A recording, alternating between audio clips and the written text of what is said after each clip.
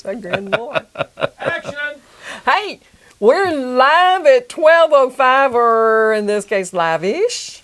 Welcome to our October show, and I am delighted to have this gentleman to my right as our October guest, Mr. Clint C.D. Woodbury of the C.D. Woodbury Trio.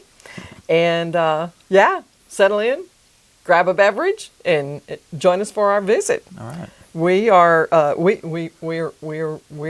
we're having fun here. It's been a fun, interesting Saturday. Oh my gosh, it's been an interesting Saturday. Yes, I've kind of gotten ready for this in about 5 minutes because I didn't think we were going to do this today. However, I am beyond tickled that we are. And I was about 10 minutes ago out raking the backyard for the chicken girls to just destroy it all again, but that's okay. I wore my Halloween outfit, and CD is looking mighty spiffy here next to me. I do like those shirts that you picked up, sir. And so welcome. You've been here before, but indeed, this is mine and yours. This is your show. I'm in your space now. Well, I might be the hostess, but I'm really the Ed McMahon. All right. I'm the Doc. No, I'm not the Doc Samerson. I'm the Ed McMahon. I'm the Ed McMahon. But we are going to talk about his CD that came out right as the world had gone crazy, and that is the name of his CD. Is The World Has Gone Crazy.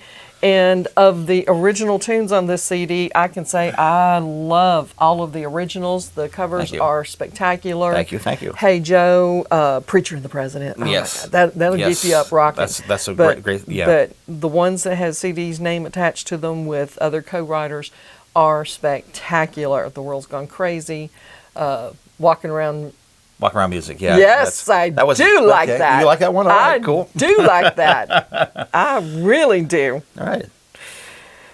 Yeah. But even though we're re-recording and having a lot of fun doing it. Again, it's been an interesting day. I know. Yes. We both had it, and we had it together. But you and I have something else in common that I am very proud to have in common with you and several of our other gentlemen friends and my sister military veterans. Yes. And that is that we have both spent time in the service. Yes, indeed. And you were involved in the music in your service. I got, it was a roundabout. I do know that roundabout trip that you took, but you did eventually wind up where you wanted to be. Indeed. And I think that's pretty outstanding. Yeah. My 3 years was another interesting 3 years, but well, they all have their, there's advantages and disadvantages for being in service. Yes, and I'm very proud of my 3 years. Right.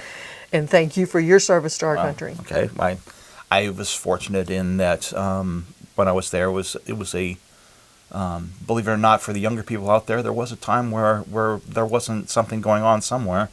I served during a peacetime. Situation. I through in my 3 years, the people that came out of training after basic, the main stations that people were being sent to was Panama, Korea, and Germany. Yeah. That was predominantly where the bulk of people graduating out of their courses were being transferred to. I never did overseas, and at the time I was very grateful for it. Now I wish I'd been able to travel. I was kind of the same. I got on Fort Hood and that's right. We were both there. Yeah, I was an MP. As comical as that may sound. No, I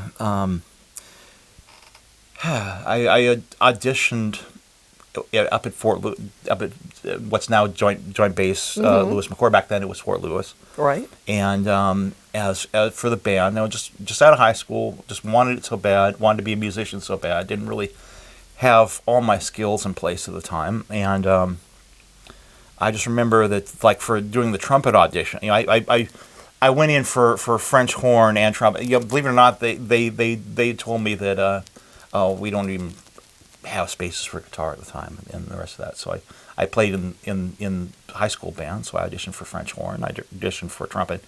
And I remember the trumpet guy just kind of looked at me and says, no, you're not good enough. You'll wash out of music school and then they'll make you a cook or something. And then the arm, of course, they send me back to the Army recruiter. And of course, the Army recruiter's going, oh, well, think about all the things you'll get. Think about the college money and the rest of that. You can do a few years in the Army and then go to college and work and do that. And so I signed up as a food service specialist, a cook, and that was one of my more regretful decisions I ever made in my life, because it was probably the worst job you could possibly imagine, being a military cook. Because just to give you an example of some of the fun stuff, they would switch shifts. So on day one of the shift, I'll be getting up at 3 a.m. because I'm going to be serving breakfast, and breakfast starts at 6:30 a.m. I'm going to be starting work around 4. So 3, get prepared, because you got to be all pressed and shiny like you normally do, being in the formation by 3:45, and then go to work at 4. And you work straight on till noon. And particular facility I remember, the sergeant that ran it was just do any excuse to have both shifts working during the lunch thing, because then the one crew would be constantly cleaning while the other one was serving lunch, and that we'd prepared. And so I wouldn't get out of there till 1 or 2. And then, because I'm going back to my company, the company time is still from 8 till 5, so we had to do things like sweep out the motor pool, etc., from 2 to 5 p.m. So that was a day where that's more than 12 hours already. And then you go to sleep, and you wake up for 6 a.m. PT the next day, and then it's company time until 11 o'clock when you start your... And I remember I did a 30-day stretch of that with no breaks one time. You're supposed to have days off when you do this type of thing, too. Just absolutely. So when I saw the opportunity on the base at Fort Hood for the 1st Cavalry Division Band, one of the instruments being guitar, I ran to the phone. And then I got into and I went from, like I said, probably one of the worst jobs in the military at the time to one of the best jobs that I could imagine. And that was in the Fort Hood band. Fort Hood first. Well, Fort Hood was unique because they were the one that had two bands on it. They had a band for the 1st Cavalry Division, and they had a band for the 2nd Armored Division. Yes, and I was in 3 Corps. All right, gotcha.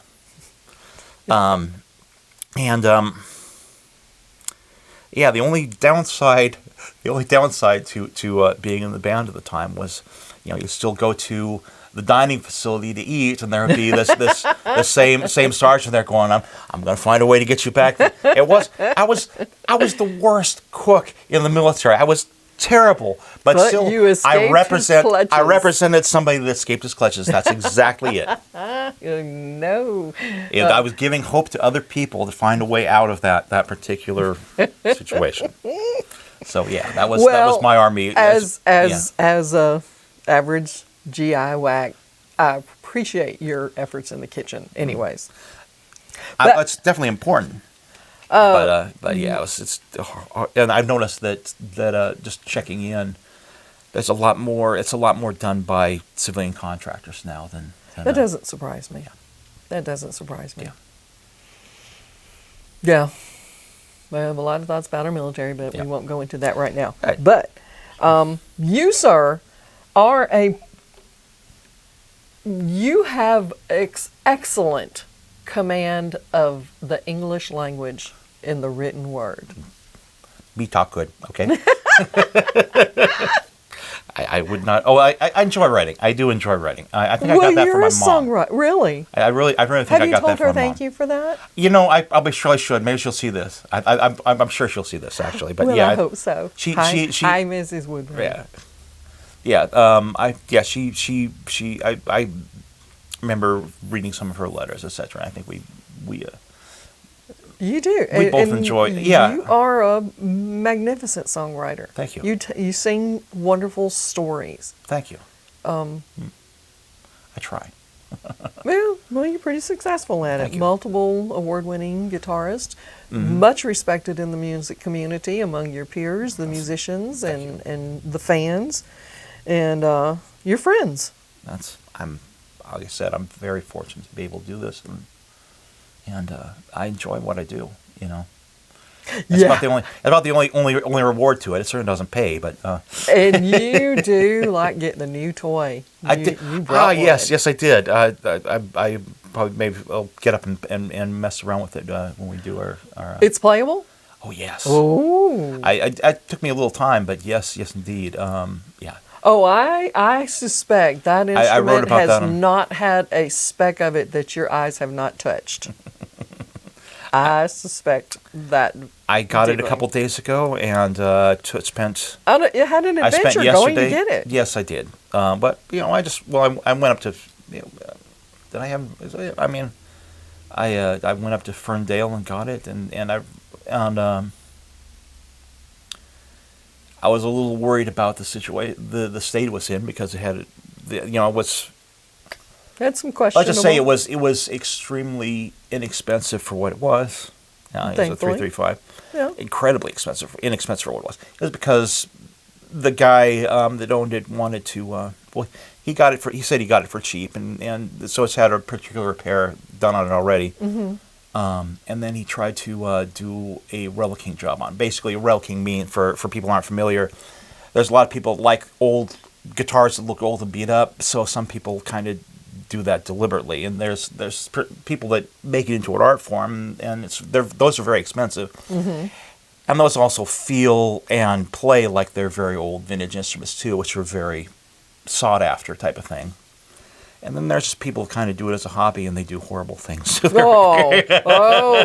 Sounds like you got touched by the latter. The guitar, just mildly touched. The guitar that I own would easily be worth 3 to 4 times as much as the gentleman asked for it, had he not done his own relicking job on it. Oh, yeah.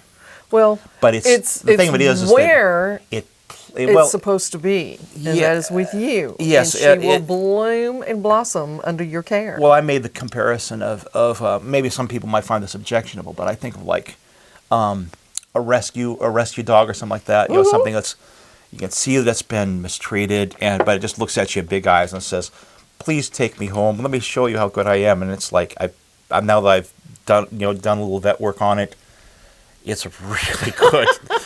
It's a really good thing. It is really good. So your delight over this purchase. Yeah. And it was a good thing. It also means I got to sell all the rest of my guitars, but that's all right. I have a limited amount of space and a lot of space taken up by gear that I don't use regularly. I could now at this point. Very discerning of you. Yes. I could at this point narrow down my electrics down to 4 guitars and be happy with that, because I have a very good example of a 335. I've got an excellent example of a Stratocaster, an excellent example of a Telecaster, and an excellent example of a Les Paul. And so those are the big found four that you are your go-to guitars. Again, I'm very lucky sometimes, and considering how much unfortunate luck I've had in my life. Otherwise, I've been so fortunate in musicians I've worked with, and just music in general. So it keeps me going. Well, keeps me sane. We touched. Relatively. Oh! I'm getting a signal. I do want to touch real quick about the Portland area. Yes. I'm hoping to that a door and an opportunity will present itself. Some good folks down there. I do. We talked about this before the first computer crash here, but see, I'm originally from Salem, Oregon, and I started actively gigging, etc. in the 90s down there, and I went to school at Mount Hood Community College back when they had a very good music program, and then went to Portland State, which at the time they had amazing people down there. The artist in residence was the jazz artist in residence was Andrew Hill, which if you're a jazz aficionado, Point of Departure is one of these big monumental albums, and he was such an incredible teacher. Then I would walk down. I literally could walk from my where I was staying at Blackstone Hall in Portland State University down to the Candlelight Room when it was still going, and they would have jams there 5 nights a week with guys like Paul DeLay, Lloyd Jones, Norman Sylvester, and who I just recently yes, got to witness. we were talking about that. Norman is just amazing. Well, And so I have a great love for Portland, unfortunately, because there were so many great acts there at the time, and so there were great clubs, so there were so few compared to the number of acts. So I would call up from, after I got out of music school and was gigging on my own, I would call up to these Portland clubs and say, hey, I'm C.D. Woodbury from Kaiser, Oregon, and I said, well, can you put 200 fans in my club? And I go, well, no, I'm trying to establish myself. You have 200 regulars that show up. Yeah. But it's like, well, so yeah, at the time, musicians were looking out for their territory, and clubs were trying to make sure that they filled their rooms. So that's all business. Yeah. But at the same time, it was impossible for me to break into the Portland scene from Salem, which is why I moved up to Seattle at the time. At the time, I just read that Dovey Bishop had moved up from Portland to Seattle, and who I just saw last weekend. Oh, right on. Oh my! Isn't she amazing? Gosh. Yes. So I heard that band was doing well, and so when I moved up here, I would go down to, it was either be the J&M or the Central. Jamie Sheets had one at both rooms, but he had a jam down there, and got to meet some of that crowd. Got to do the Charles White jam at Larry's a few times, and got to meet a few musicians that way. But but anyway, I moved up here. It was also because I did the Hendrix International competition up here, and I had family up. My sister and my brother-in-law had already moved up in the area, so it was like, it's time to make a transition, because I was in Salem, I wasn't breaking into Portland, and well, let's try to bust that Portland bubble. I just need to remind them that I'm from there. Sweetly, respectfully, and I think what it is eagerly. Is that certainly the musicians that are now are been wonderful friends. They're great people, and they're, like I said, I don't want to make it sound like the '90s scene was bad or anything. It's just that they were protective of their gigs, and now they're the folks that are there. They're running the scene. That are the top of the scene now. Robbie Laws, Lisa Mann, Kevin Self, Ben Rice. Those folks. Ray Gordon. Yes. Yeah. Okay. We were talking about Ray Gordon. Well, I'm just going to put this out there that my wish list is for a duet between Mr. C.D. Woodbury and Miss Ray Gordon. Just putting it out there in the universe. I wish that you could have seen the two Christmas shows that we did. She did what Ray did, and I remember we did one at Highway 99 and one at Trails End, and I think we did that a couple years. I know we did 1-2 years. Oh, I'm all for that formula again. And it was the Three Kings where she had me from Seattle. She had a local guitarist who was Kivette, her guitar player one year, and it was Gary Mazier another year. And she brought up another guy from the Bay Area to play. And so it was the three guitarists with Ray singing, and we did a lot of blues-based Christmas tunes along with the regular show. It was just amazing. And unfortunately, just because of the time of year, poorly attended. Which is a shame, because it just knocked it out of the park as far as a great show. Oh my gosh. That sounds like Ray was just absolutely amazing performer. Any chance you get to see her perform, do that. I'm looking forward to it. I would love for any opportunity to play with Ray again. I was talking to you too about a chance. We nearly did a tour together, and that unfortunately fell through. But I was so looking forward to it. Well, after this CD, you are working on new music? Yes, we are. Yeah, with the gentleman behind the board, as a matter of fact. Oh, I know how to punch button behind the board now to record the performances that you and that gentleman behind the screen are about to perform. So, check out the World's Gone Crazy. World's Gone Crazy, C.D. Woodbury Trio. Yep. I do appreciate you for hanging in with us for this October show. Please like and share.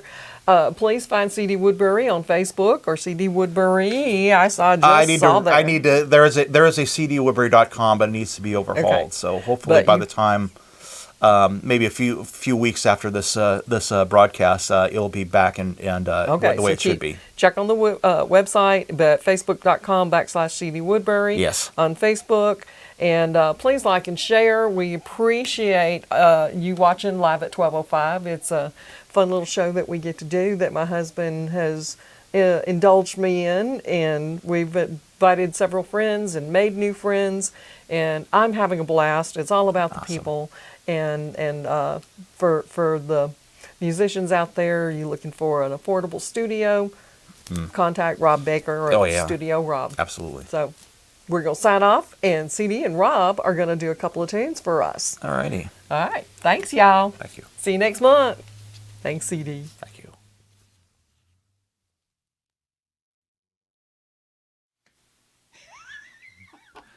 Three, two, one.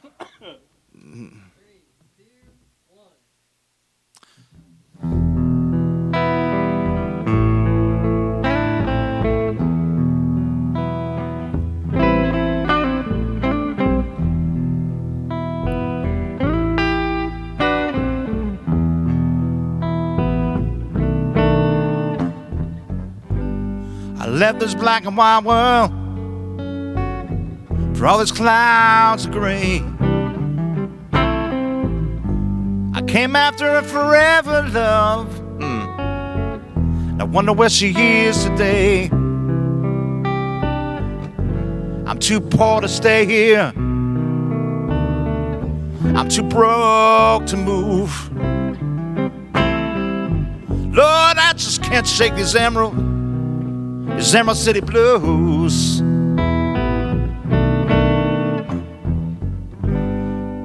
Now these crowded highways, they ain't no yellow brick road. And I ain't drinking coffee. Lord, I don't write code. It's dark when I go to work in the morning. It's dark when I come home too. Lord, I just can't shake these Emerald City blues. So I guess I'll just hold on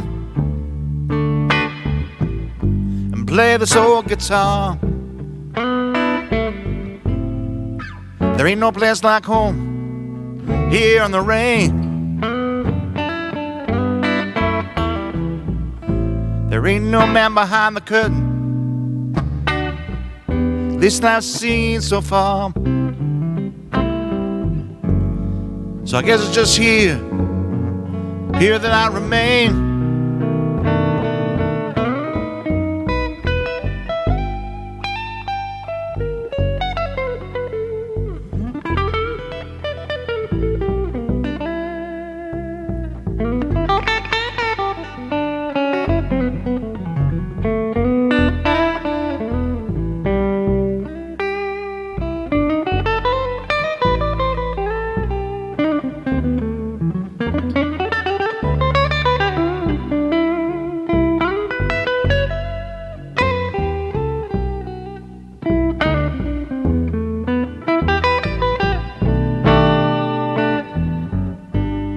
It's dark and it's quiet.